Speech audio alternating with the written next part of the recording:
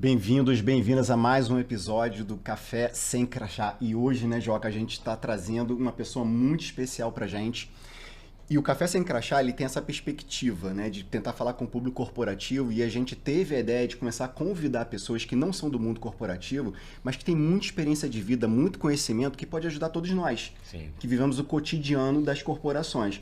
Eu vou deixar que ele se apresente, mas eu posso antecipar uma pessoa muito importante para mim, um grande amigo meu e foi meu professor de Reiki, Carlos Humberto.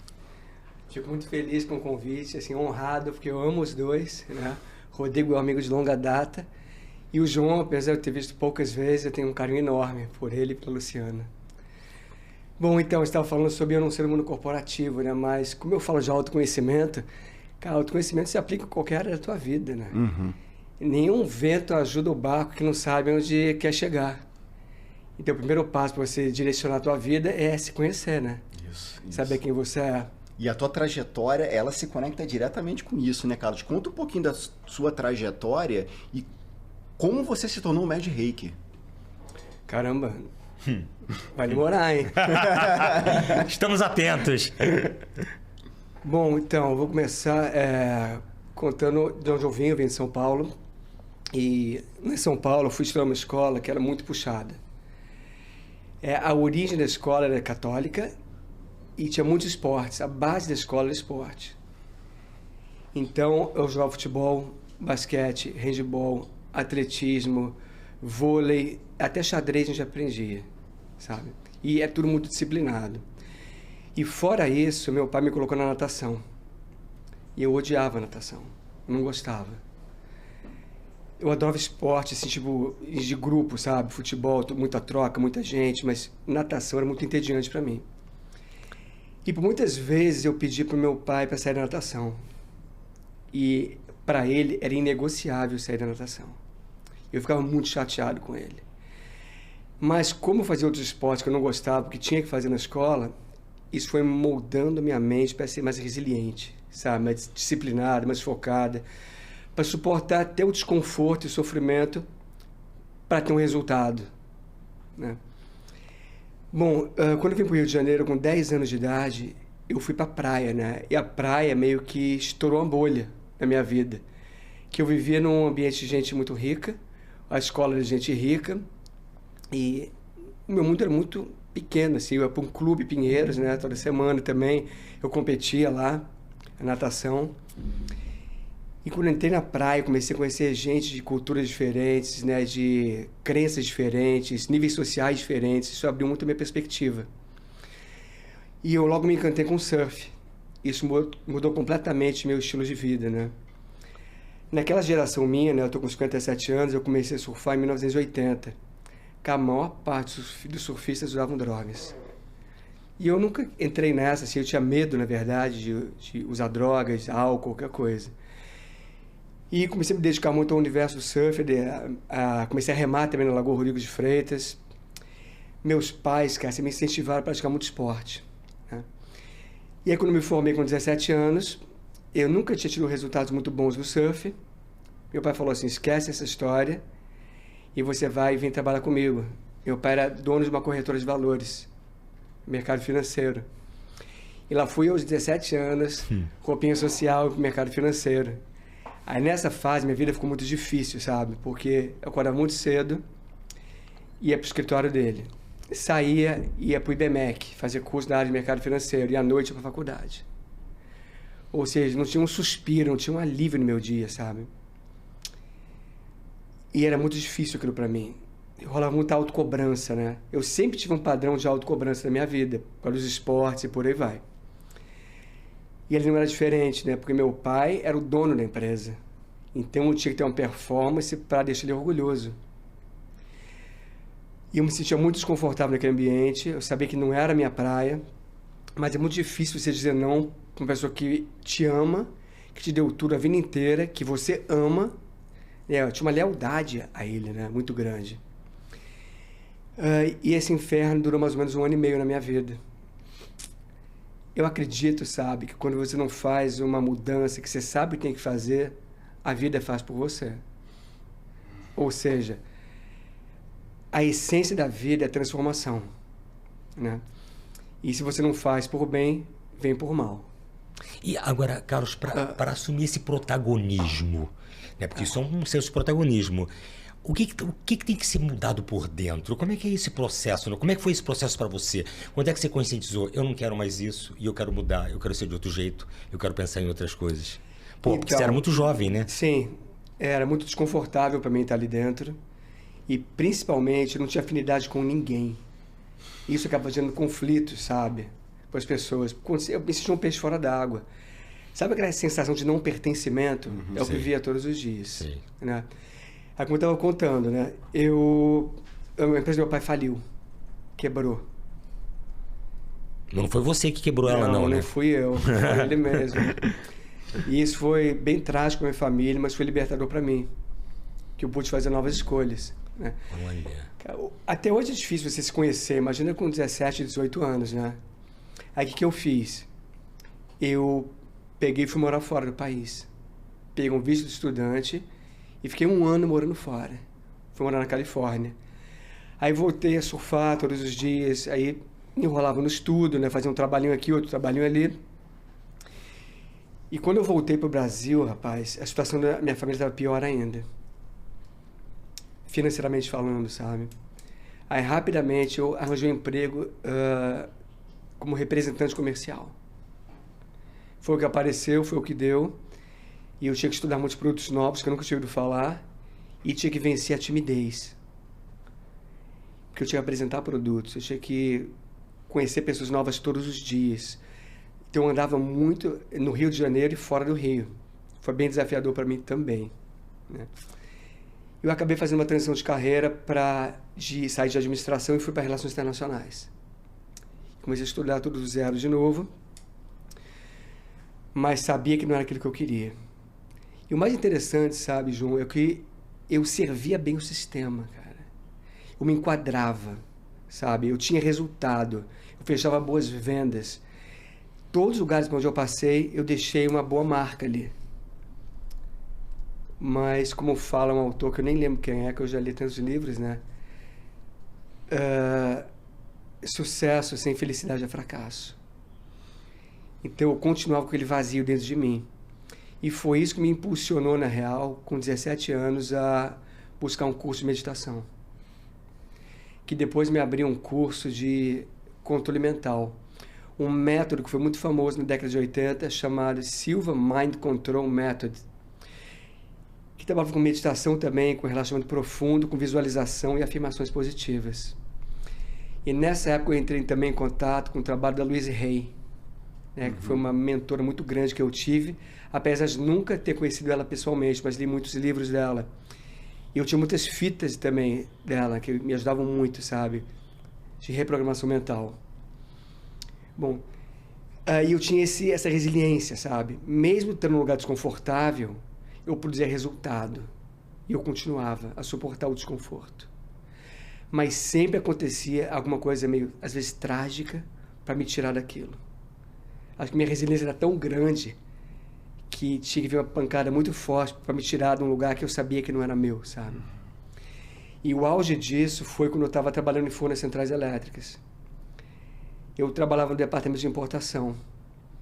E eu via muita coisa ali dentro acontecer que feria meus valores, sabe? Eu acho que a pior coisa que existe é você trabalhar num lugar que não tem nada alinhado com seus valores. Mas, ao mesmo tempo, cara, precisava ganhar dinheiro, né? Carlos, posso fazer um comentário, Pode, gente, que você está falando?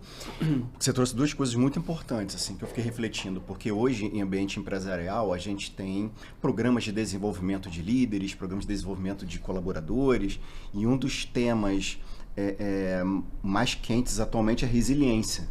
Então, é interessante como é que a gente educa as pessoas a serem mais resilientes, mas, ao mesmo tempo, esse indivíduo, ele tem que ter uma autoconsciência muito grande para poder se perguntar isso que você se perguntou, né? Será que meu lugar é aqui? Até que ponto resiliência não é algo que está jogando contra mim? Que tem uma outra vida me esperando, uma outra questão me esperando.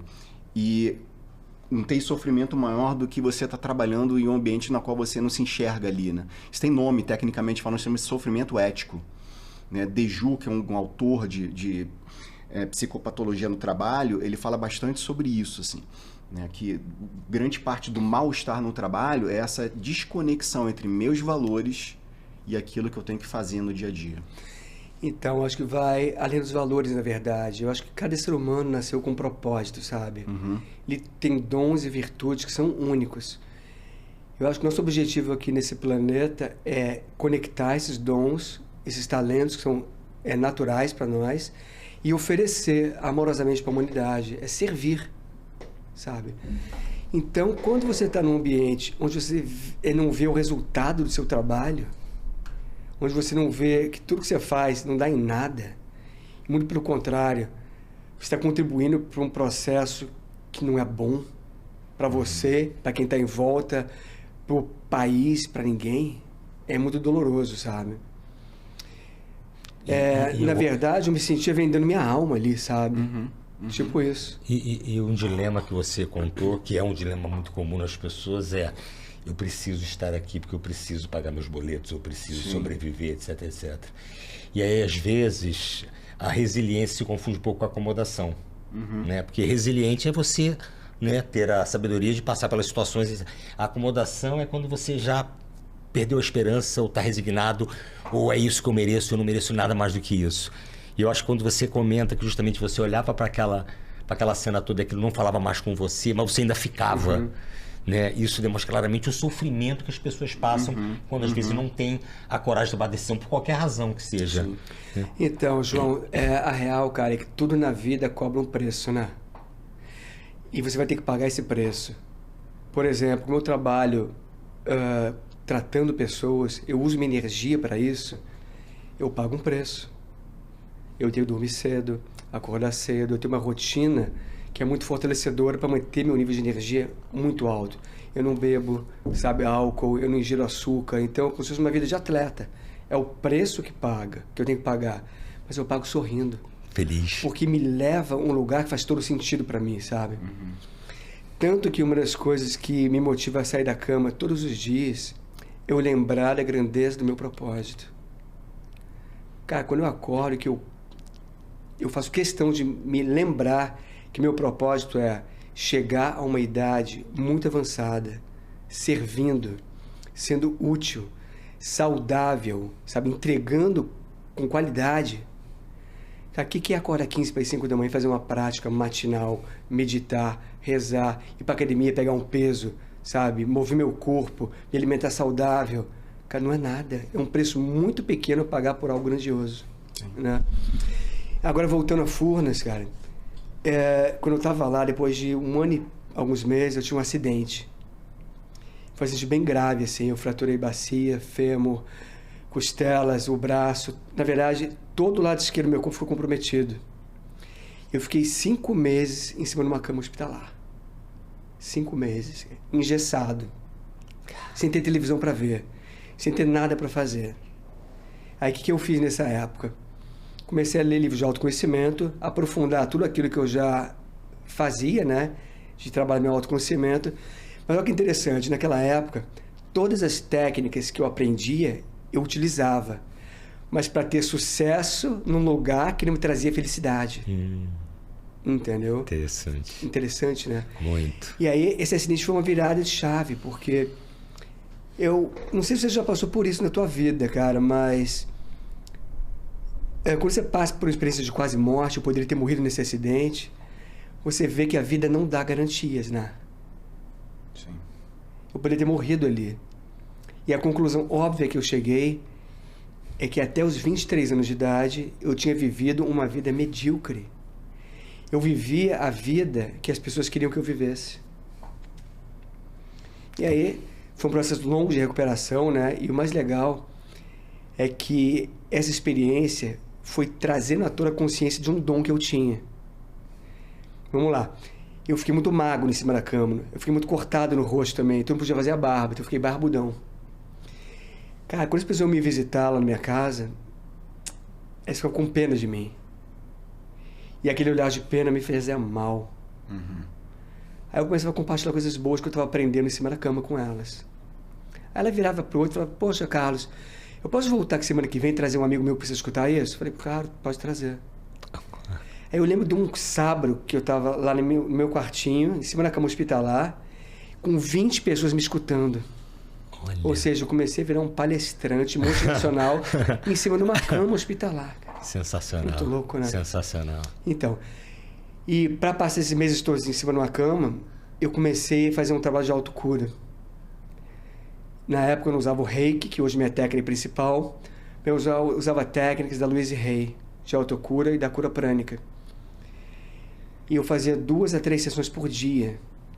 E no início era bem desafiador, né? Porque eu tinha muitos medos dentro de mim. Eu sempre fui um cara muito conectado ao esporte, então viver parado em cima de uma cama e com a possibilidade de nunca mais poder voltar a fazer um esporte, isso era muito assustador para mim, né? Meu futuro incerto também, a nível profissional, também mexia muito com a minha cabeça. Então, no início era muito difícil manter o foco na minha autocura. Mas eu fui melhorando, fui me aperfeiçoando e tal, fui conseguindo ficar cada vez mais tempo.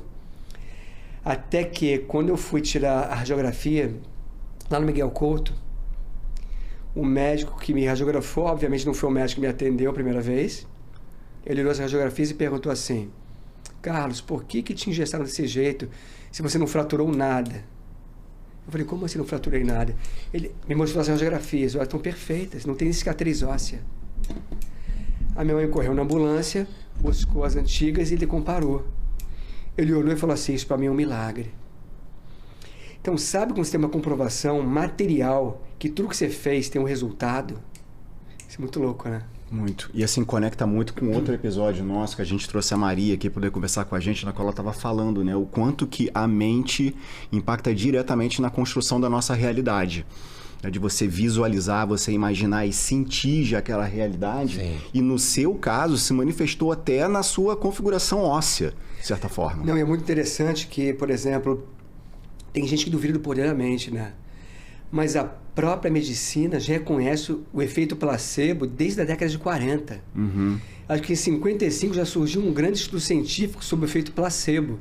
E o que o efeito placebo é? O efeito da mente no corpo, né? E tanto que a visualização e afirmações positivas são um dos pilares do meu trabalho, né?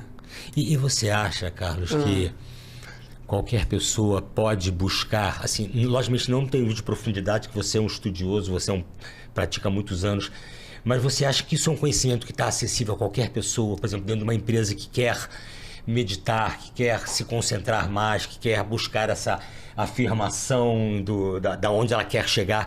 Você acha que isso é possível as pessoas alcançarem esse, não ter um nível que aí precisa de um esforço maior, mas se beneficiarem de todo esse método, esse processo? Então, João, é um sonho, né? Sabe? Eu acredito que o exterior é simplesmente um reflexo do interior. Então, qualquer problema que a pessoa esteja passando dentro da empresa é reflexo de algo que existe dentro dela. Tá? Deixa eu dar um exemplo. Cara, uns anos atrás eu atendi uma diretora de uma empresa multinacional que ela acumulava funções. E ela tinha um programa na cabeça dela que dizia que ela só vai ser amada, aceita e valorizada pelo que ela faz e não por quem ela é. Então, a pessoa que precisa da validação externa o tempo todo para saber quem é, para se sentir amada e respeitada e importante, ela aceitava tudo que jogavam em cima dela. Uhum. E era conhecida como aquela pessoa que faz tudo, que resolve tudo, apaga incêndio, sabe? Conheço esse perfil. A pessoa necessária, né? Sim. Uhum. E isso fazia ela se sentir muito importante. Só que nesse processo, ela foi destruindo a própria família, se destruindo, até que a conta chegou, ela teve um câncer bem sério. Ela ficou mais de um ano afastada da empresa. E nesse ano ela chegou para mim, começou a fazer atendimentos, começou a fazer os cursos e tal, começou a olhar para dentro, começou a fortalecer o amor próprio dela. E quando ela voltou para a empresa, ela era uma nova pessoa. E quando começaram a tratá-la do mesmo jeito, ela botou limites. Uhum. Ela aprendeu a dizer não, Uhum. sem culpa, sem se diminuída, sabe? Ela sabia quem ela era, não precisava mais de validação externa. Aí, para surpresa dela, quando ela botou limites, a empresa aceitou. Olha Olha que incrível. incrível. Por quê? Quando você se ama, se aceita, se respeita, quando você respeita seus limites, é assim que o mundo te trata.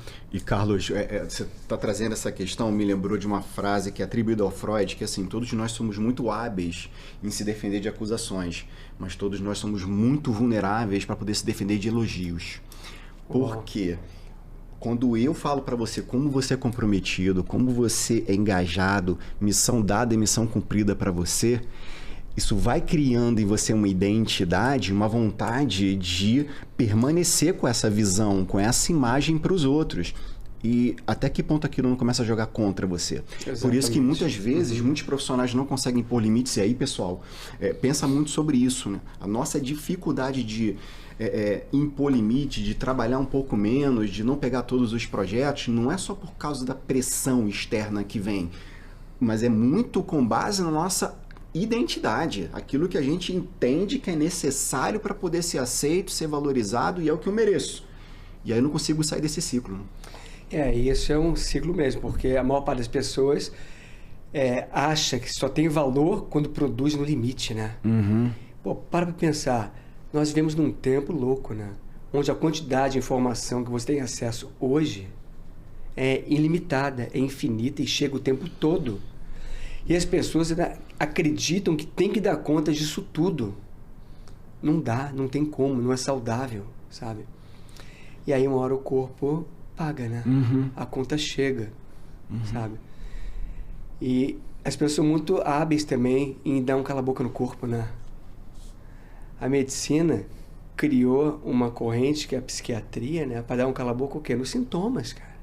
É isso que está fazendo. Se você está com mal-estar e você toma um remédio para anestesiar esse mal-estar, o que você está fazendo? Está dando um cala-boca no teu corpo. Outro dia, por exemplo, eu estava com um baita de um torcicolo.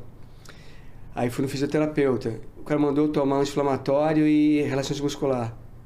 Cara, eu não tomo remédio nenhum. Não, você tem que tomar. Falei, irmão, se eu tomar, como é que eu vou saber se eu estou melhorando? Eu que senti a dor. As pessoas não querem mais sentir nada, sabe? Querem se anestesiar o tempo todo. E quando você anestesia, você não anestesia só a dor, você anestesia a alegria, o prazer, a felicidade, e vive uma vida medíocre, né? Uhum. Carlos, há alguns episódios atrás a gente falou sobre saúde mental no ambiente de trabalho, e hoje a gente tem dados assim bem alarmantes, né, sobre burnout, esgotamento, afastamento. Isso não é só ambiente corporativo, né? Acho que é um pouco do reflexo da sociedade que a gente está vivendo. Na sua visão, assim, o que explica esse momento que a gente vive, tanto esgotamento? Bom, uma das coisas é que eu acabei de falar, o excesso de informação. E eu acho que as redes sociais potencializaram também uma coisa que existia, sempre existiu, mas agora é muito maior. Quando eu era pequeno, assim, eu me comparava com quem? Com a molecada do Play e com 20 pessoas da minha sala de aula. Uhum. Não é? Hoje em dia você se compara com o mundo, sabe? Você olha lá na rede social, você vê o cara gastando, viajando, comendo filé mignon, banhado a não sei o que de ouro. Cara, você compara os seus bastidores com o palco do outro. Isso mexe muito com a mente das pessoas, sabe? E hoje a gente tem muita distração também, né? Acho que isso afeta demais. Sim. Você vê, você entra no elevador, tem um painel ali, mandando mensagens. As pessoas estão com o celular o tempo todo. Eu acho que o convite nunca é para você olhar para dentro. Nunca. É sempre olhar para fora. Todas as coisas que têm acontecido, todas as informações que você tem falado, toda a mídia, né, que você acessa e tudo mais, é sempre olhar para a vida do outro. Né? É sempre olhar para o que o outro vê de mim.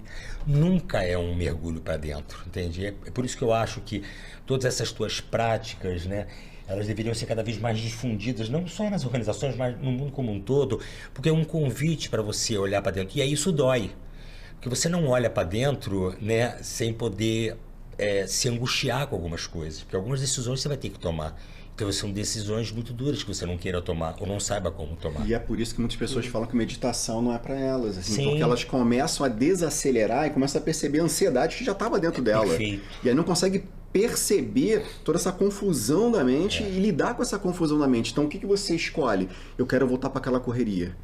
Eu quero voltar para a correria, que assim, é sofrimento, mas é o que eu conheço. Que me distrai. A correria me distrai. Transformar dói, irmão. Não tem jeito. Qualquer mudança que você quer para sua vida vai doer. Você está obeso, vai para uma academia, treinar. Cara, por alguns meses você não vai ver mudança nenhuma no seu corpo. Você vai só sentir dor, desconforto. Aí depois para no meio. Sim. Né? Transformar qualquer coisa na vida dói, gera desconforto. E a nossa mente foi trabalhada para poupar energia. Então, um sofrimento conhecido soa melhor do que... Muito melhor. Né, uma bênção desconhecida, sabe? Mas é como a gente conversou no último episódio, né? Que é a formação da identidade. Você estabelece a meta, o processo e a identidade. E deveria ser o contrário. Porque quando você só busca a meta sem se preparar para aquilo que você quer se tornar, você desiste. Você não consegue. Primeiro, você é. Baseado no que você é, você faz. Perfeito. E baseado no que você faz, você tem. Você tem um resultado. É isso, é o caso. Então, quando você queira mudar de maneira definitiva, tem que mexer nessa identidade. Que aí vai mudar o que você faz e vai mudar o que você tem. Perfeito. As pessoas querem mudar o que tem. Isso não funciona, isso não é duradouro, isso não é sustentável. E pior, elas querem mudar quem elas são a partir do que elas têm. Exatamente. Isso aí, rapaz, é que nem você olhar pro espelho e querer que a imagem do espelho mude antes de você mudar. Exato. Nunca vai acontecer. Não é assim que funciona a vida. Essa metáfora eu gostei muito. Porque isso é uma desconexão, né, com minha essência. E aí, por eu ter tanto desconhecimento sobre quem eu sou, meus talentos, meu propósito, meus valores, eu começo a pegar elementos externos para poder dizer para mim quem eu sou e também para falar para as pessoas quem eu sou. E detalhe, voltando àquela história das redes sociais, quando eu era mais garota, né, quem ditava moda, quem era? As novelas, né? Sim. Quem dita moda hoje, as tendências, os influencers. Né? Então, eles te convencem que ser quem você é não é bom. Você tem que ser igual a eles. E eles vão ter até modelar, né? Vamos modelar fulano. Se você seguir as minhas formas, o sucesso vai chegar onde eu cheguei. Isso não existe. Que às vezes não é o caminho dele. Você vai percorrer um caminho que não é seu. E quando você percorre um caminho que não é seu, não faz sentido, tem vazio. Por mais que você consiga resultado, não faz sentido. Não faz sentido. E cobra um preço. E é o que tem acontecido, não só com os influenciadores, os gurus da internet que afirmam que faça o que eu faço, que você vai chegar onde eu cheguei. Exatamente. Como se fosse possível isso, como se não tivesse uma jornada de aprendizado, de vida nesse processo, como eu não tivesse inserido dentro desse contexto, né? E é o que tem acontecido muito comumente na internet como um todo. Então, deixa eu voltar lá atrás para complementar o que a gente estava falando. Cara, quando eu voltei, assim, recuperado, depois de 1 ano e meio, voltei a andar plenamente, eu larguei minha faculdade. Falei, quer saber, eu vou tentar coisas novas, coisas que eu nunca tentei antes. Aí fui trabalhar no mercado de surf, sabe? Trabalhei no varejo, trabalhei com jardinagem, trabalhei com várias coisas totalmente diferentes. Mas nunca larguei meu caminho de autoconhecimento. Até que o Reiki chegou na minha vida em 96. E foi tão impactante a experiência do Reiki na minha vida, sabe? Que em 97 eu fiz minha formação completa. E montei um trabalho voluntário, que você conheceu há muito tempo, né, Rodrigo? Que era o Grupo Borboleta Azul. Onde a gente aplicava Reiki gratuitamente em quem não podia pagar. Mas o mais curioso é que todo mundo que ia podia pagar. Interessante, né? Mas tudo bem. E esse trabalho foi crescendo. E às vezes as sessões lá demoravam de 4 a 6 horas atendendo pessoas, sabe? Cara, era muito agradável para mim aquilo. Sim. Eu não sentia o tempo passar. E você não ficava exausto depois? Não ficava não. Muito feliz. E era muito comum depois do trabalho, algumas pessoas do grupo saíam para comer uma pizza juntos e trocar experiências, sabe? A gente ficava trocando ideia até tarde, do que a gente sentiu, o que a gente percebeu. E aprendendo juntos, né? A Shoko Yamaguchi, que é uma das minhas professoras de Reiki, ela dizia que você só aprende Reiki praticando. Pratique, pratique e pratique. E aí, algumas pessoas começaram a me pedir atendimentos individuais. Eu falava assim, poxa, mas isso é o meu hobby. Isso não é o que eu faço para viver. Até que um cara me chamou para trabalhar no espaço holístico dele. Aí uma ficha caiu. Eu falei, caramba. Tem uma oportunidade. Eu já tentei tantas coisas. E por que não tentar isso, né? Porque, na verdade, já tinha outro tabu na minha cabeça, né? Que você não pode cobrar por uma energia divina. Espiritualidade não se cobra. E o reiki tem muito a ver com espiritualidade, né? O reiki é uma técnica que surgiu da experiência de iluminação de um monge budista em março de 1922. Então, soava mal para mim cobrar aquilo, sabe? Mas eu fui. Aí fui me apaixonando pelo processo. Só que nessa época eu já morava em Vargem Grande e o espaço que eu trabalhava era no centro da cidade. Nossa. Cara, era muito chão. Uns 40 quilômetros mais ou menos. Cara, e horas, né, dentro do carro. Horas dentro do carro. E aí o que eu gastava de gasolina, alimentação, estacionamento e o percentual do espaço... Não fechava a conta? Não fechava a conta. E aí um dia eu virei pra minha mãe e falei assim, mãe, pô, eu tô amando fazer isso. Mas eu tô muito cansado. Ela faz o seguinte, monta um espaço aqui em Vargem Grande, eu te empresto uma sala da minha casa. Eu falei assim, porra mãe, Vargem Grande é muito longe, ninguém vai querer vir aqui. Ela falou, você acredita que é o seu caminho? Eu falei, tenho certeza que é o meu caminho. Tanto que aconteceu uma coisa engraçada, uma pessoa da minha família virou para mim e falou assim, Carlos, para de insistir nisso, rapaz, tá perdendo tempo. Eu falei, olha só, eu tô amando tanto fazer isso, que se eu ganhar muito pouco, eu vou ter que aprender a viver com muito pouco, porque eu não vou mais abrir mão de acordar motivado, sabe, com tesão para trabalhar mesmo. E aí comecei a atender na casa da minha mãe e dar aula lá de reiki. Bom, passou um tempo, comecei a atender alguns atletas olímpicos, alguns surfistas profissionais, alguns atores da Globo. E eles começaram a abrir portas para mim. Comecei a atender também alguns cantores. Fui muito abençoado, peguei pessoas bem legais, assim, sabe? Que julgaram muito meu trabalho. Hoje em dia é assim, né? Você atende uma influência, ele quer trocar. Né? Naquela época não, todo mundo pagava direitinho e tal, e ainda divulgavam para mim o trabalho. Sim. E aí quando minha mãe viu, a casa dela estava cheia de segunda a sábado. Sábado que eu dava aula, então, ficava lotada a casa dela. Aí eu comecei a incomodar ela. E aí eles me deram um terno de presente e eu comecei a construir um espaço lá em Vargem Grande. E o espaço existe até hoje. Tem 27 anos construído lá. É onde eu trabalho, onde eu dou aula, onde eu realizo minha missão, onde eu cumpro meu propósito. Carlos, deixa eu te fazer uma pergunta. Faz. Nosso público é muito corporativo, né? Na sua visão, assim, você já atendeu pessoas do ambiente corporativo? Como é que você acha que o reiki, ou todo teu conhecimento, a sabedoria, as práticas que você possui poderiam beneficiar o nosso público? Então, vamos lá. A minha prática matinal é a seguinte, tá? Eu acordo bem cedo, eu bebo água, eu faço uma técnica de captação de energia, eu medito e vou fazer minha atividade física. Quando eu volto, eu tomo meu café da manhã.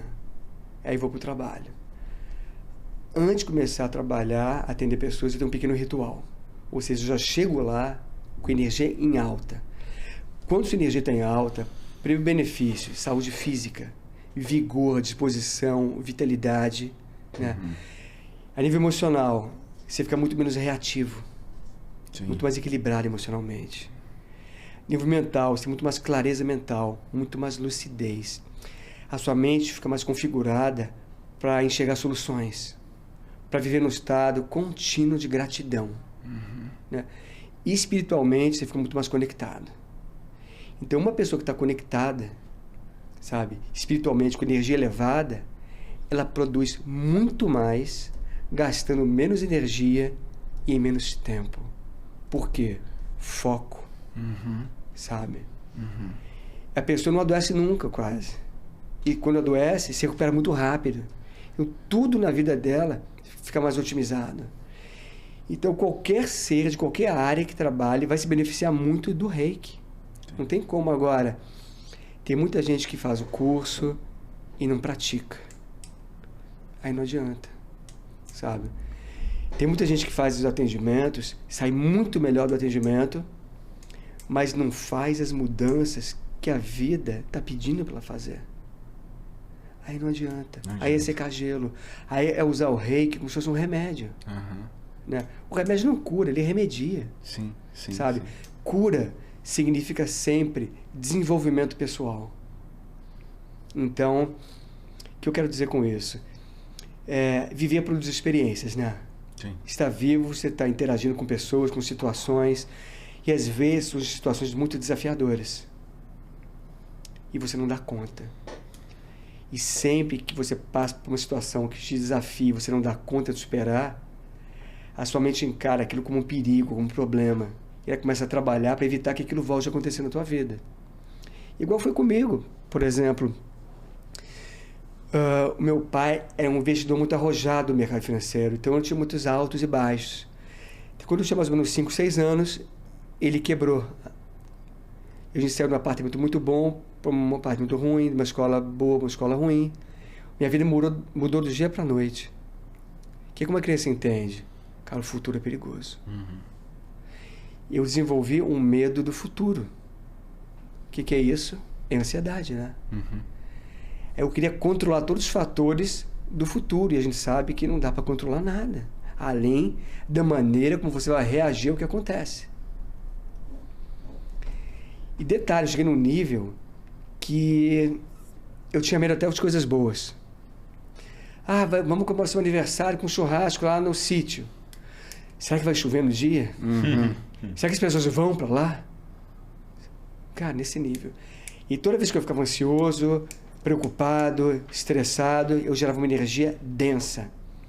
E essa energia densa ia grudando no meu sistema, bloqueando os meus centros de energia, né?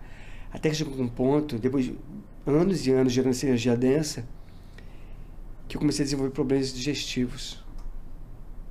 Eu tinha que tomar remédio de manhã, eu tinha refluxo, eu vomitava com muita frequência. Ou seja, eu estava tomando um remédio, dando um cala-boca no meu corpo. Deus estava dizendo assim para mim, olha para dentro, muda esse padrão de ansiedade, fortalece a autoconfiança, o poder pessoal. E eu tomava remédio. Os sintomas são pedido de socorro, né? Exatamente. Né?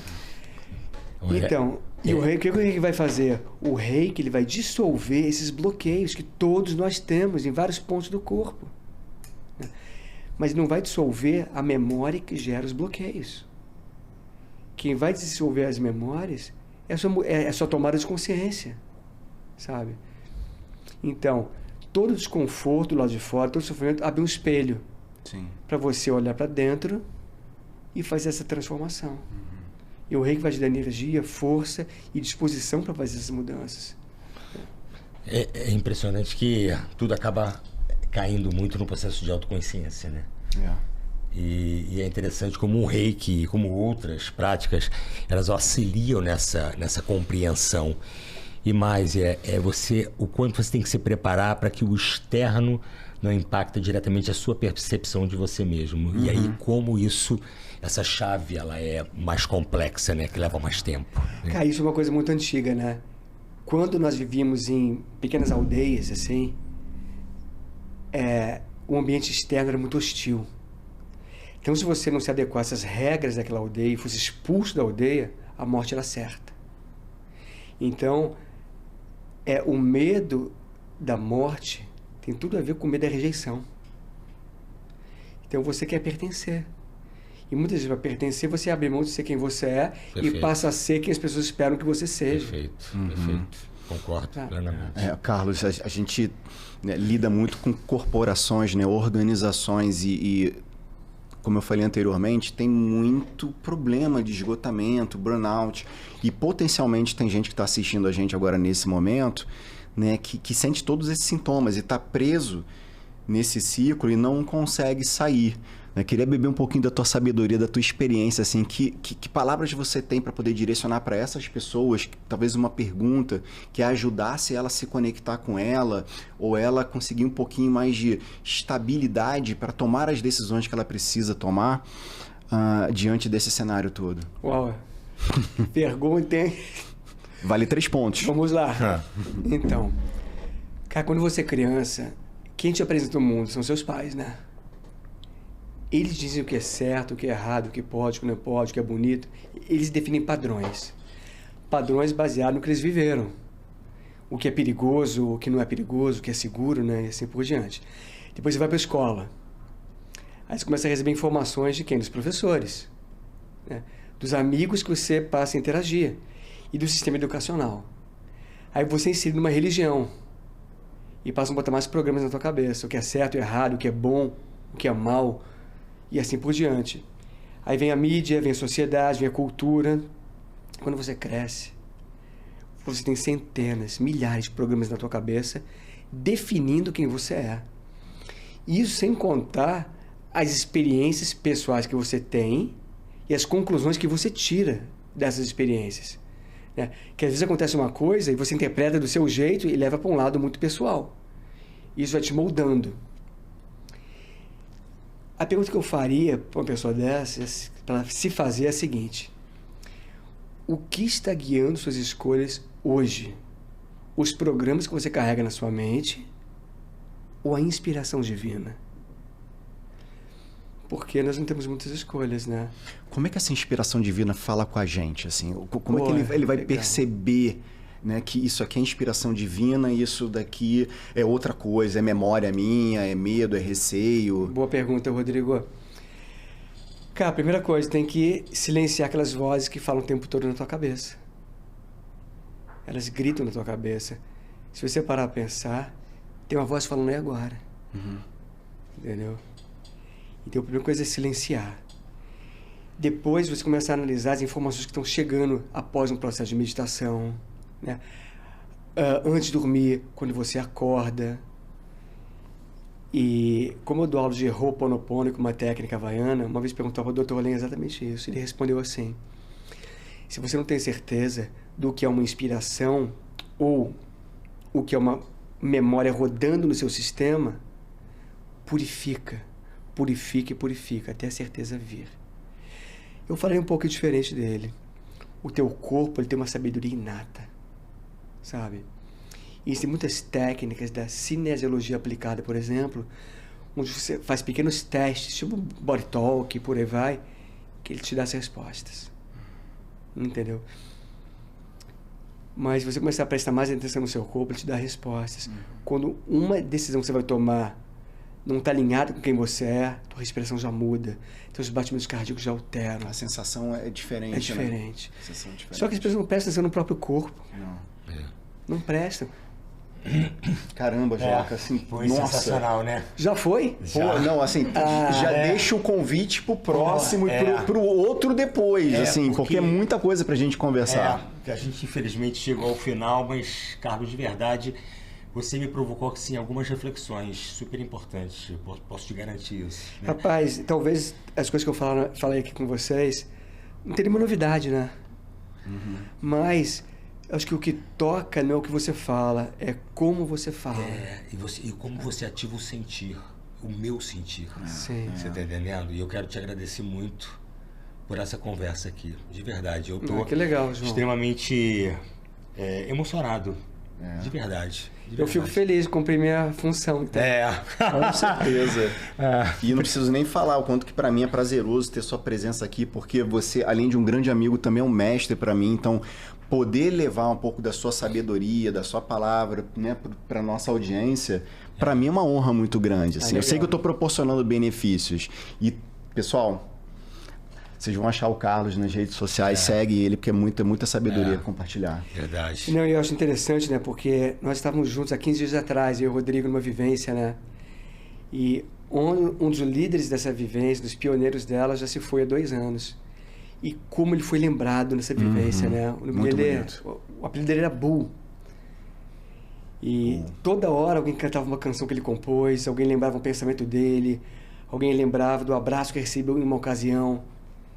E foi bonito ver, cara, como ele continua vivo dentro de cada um de nós. É isso. E é isso que eu quero, João. É isso que eu quero, Rodrigo. Eu quero que quando as pessoas pensem em mim, cara, tem uma energia boa vibrando dentro delas, uma energia de amor, de conexão, né? Tanto que uma das coisas que o Bull falava muito, o amor é a única energia que se perpetua no universo. E a gente está aqui para isso, né? Para aprender a se relacionar com nós mesmos, com os outros, com a natureza, com o meio ambiente, com as grandes corporações, com o dinheiro, com tudo, né? Tudo é uma teia de relacionamentos. É isso. Obrigado. Nossa, eu que agradeço. Pessoal, obrigado. Acho que, né, Esperamos que tenha sido muito benéfico para vocês, assim como foi pra gente, né, Joca? E Carlos, que prazer ter você aqui. E só mais uma coisa, Rodrigo, para finalizar, tá? Hoje ficou falando muito de mestre. Cara, eu sou uma pessoa comum, né? Sou casado, tenho 2 filhos, né? Esses 2 dias, então, eu fiquei 2 dias dormindo muito mal, porque meu filho tá com virose, eu fiquei cuidando dele com reiki a noite inteira, hoje ele já foi pra escola. E essa é a diferença, sabe? Não é que não tenha problemas, sim, mas ao longo dessa jornada eu agreguei tantas ferramentas que quando o problema aparece, eu aplico. Eu aplico porque eu treino todos os dias. E é no pequeno que a gente treina pro grande, né? Verdade. Então tem que estar treinando o tempo todo. Tem que estar assim na zona de conforto voluntariamente o tempo todo, cara. É isso. Agora a gente tem que marcar um surf agora, né? Vambora. Obrigado, gente. Até o próximo episódio. Valeu. Tchau, tchau.